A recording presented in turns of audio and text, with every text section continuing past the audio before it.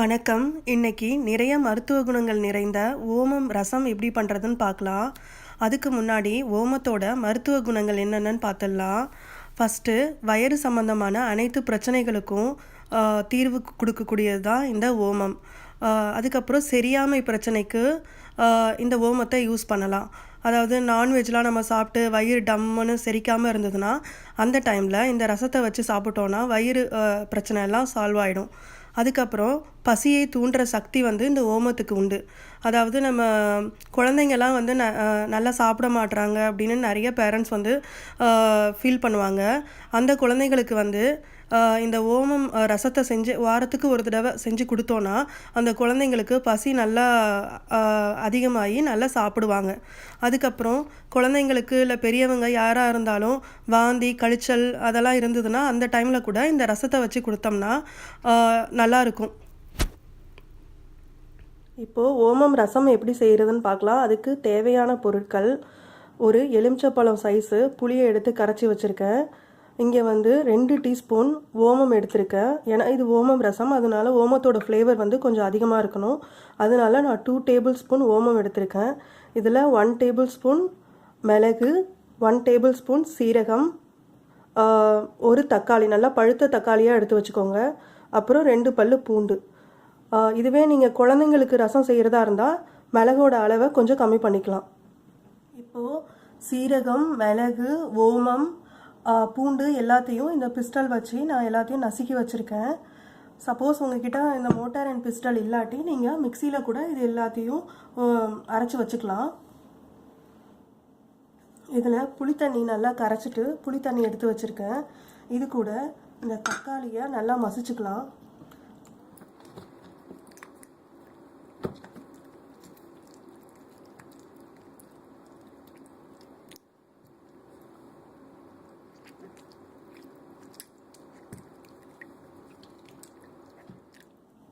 இப்போது புளி தண்ணியை கூட இந்த தக்காளியை நல்லா கரைச்சாச்சு.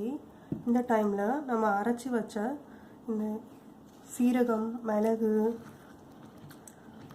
ஓமம், பூண்டு எல்லாத்தையும் கரைச்சிக்கலாம். இதை நல்லா கரைச்சி விடுங்க.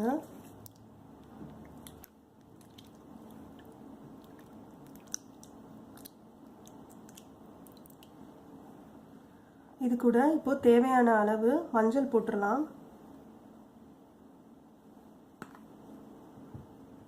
இப்போது தேவையான அளவு உப்பு போட்டுக்கலாம்.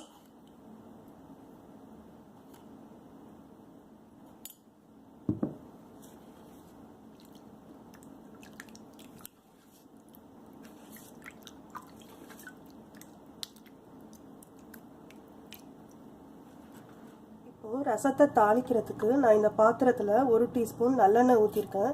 அது கூட கொஞ்சம் கடுகு,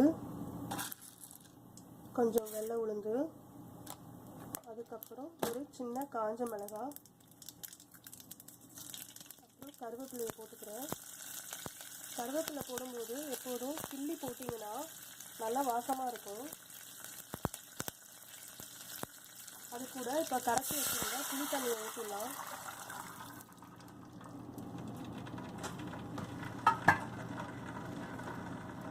எப்போதும் ரசம் செய்யும்போது அதை நல்லா ஹையில் வச்சு கொதிக்க விடக்கூடாது, மீடியமில் வச்சுருக்கணும். மீடியமில் வச்சு அது ஸ்லோவாக கொஞ்சம் கொஞ்சமாக கொதித்து வரும்போது தான் சீரகம், மிளகு, ஓமம், பூண்டு எல்லாத்துல உள்ள ஃப்ளேவரும் அந்த புளித்தண்ணியில் வந்து நல்லா வாசமாக இருக்கும், டேஸ்ட்டாகவும் இருக்கும் ரசம்.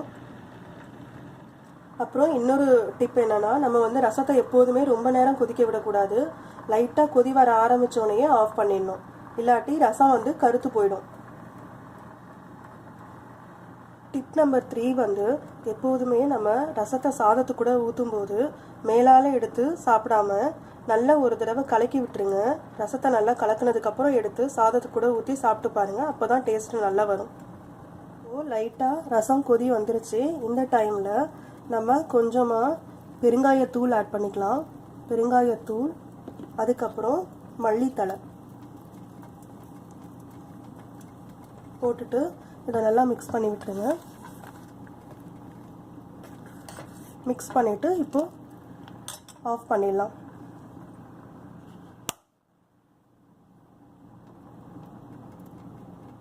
இப்போ பாருங்கள் நல்லா கம கமன்னு மணக்கிற சுவையான ஓமம் ரசம் ரெடி ஆயிடுச்சு.